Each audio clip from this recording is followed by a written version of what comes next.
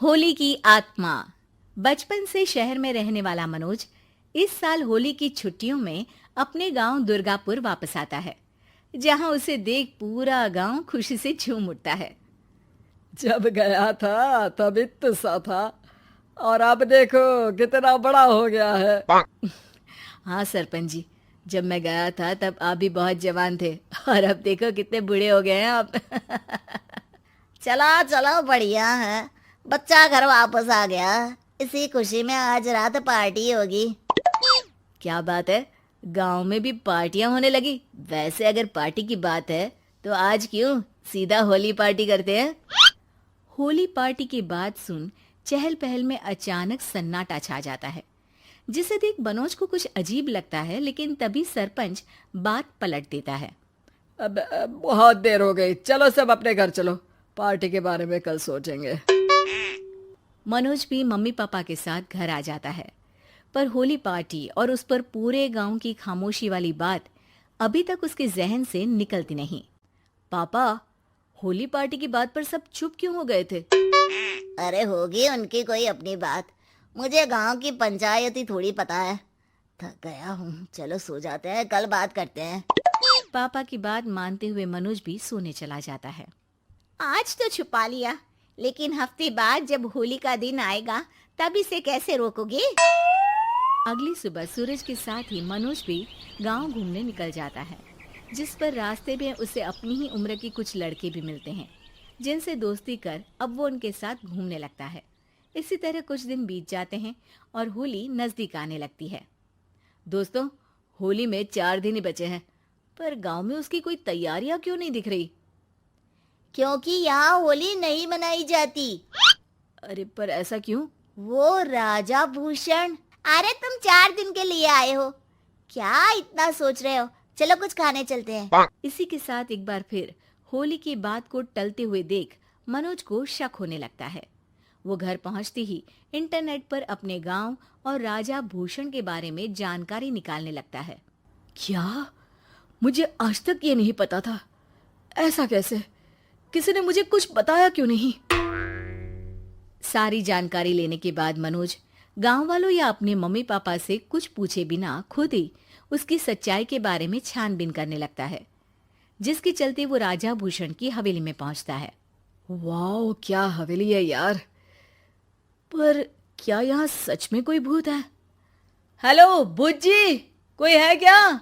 हम इस साल गांव में होली सेलिब्रेट कर रहे हैं, क्या आप उस पर थोड़ा इंटरव्यू देंगे?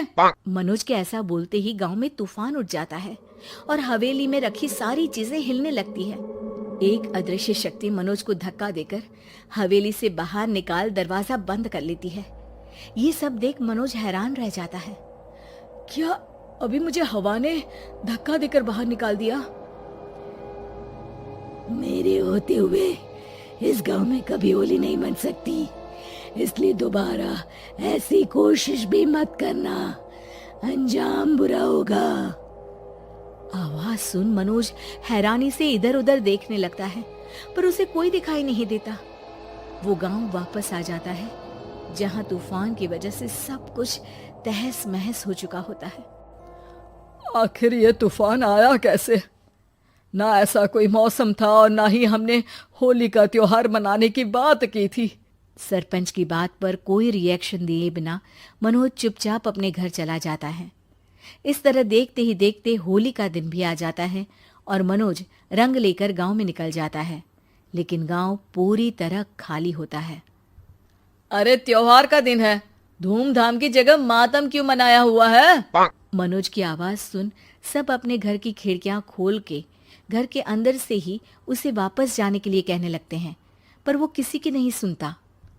तुझे पहले भी समझाया था, अगर होली खेलने की कोशिश भी की तो अच्छा नहीं होगा।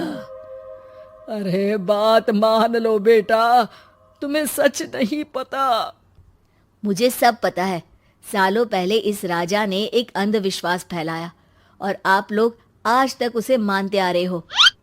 अरे बेटा, जब तुम पैदा भी नहीं हुए थे उससे भी बहुत पहले से इस गांव पर होली का श्राप है। अगर गांव में होली का त्योहार मनाया जाता है तो प्रलय आना पक्की बात होती है। राजा भूषण इस सब में नहीं मानते थे और त्योहार मनाने लगे, जिसके चलते होली वाले ही दिन पहले उनके बेटे की और फिर उनकी मृत्यु हो गई। तभी से गांव की रक्षा के लिए उनकी आत्मा उस हवेली में रह रही है। सबकी बातें सुन मनोज उलझन में पड़ जाता है। सोचना भी मत मनोज, अगर तुमने इस परंपरा को तोड़ने की कोशिश भी की तो उसका परिणाम इस गांव और गांव के लोगों के लिए अच्छा नहीं होगा।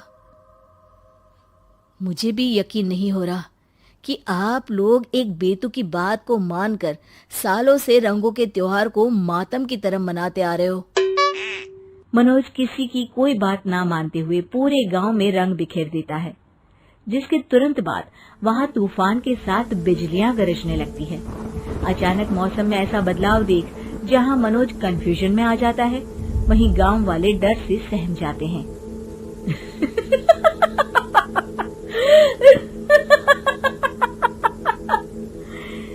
इस लड़के ने हमारे जैसे सिर्फ अपने स्वार्थ के लिए नहीं बल्कि पूरे गांव की खुशियों के लिए यहाँ होली मनाई है, जिस वजह से अब इस गांव पर होली का श्राप टूटता है।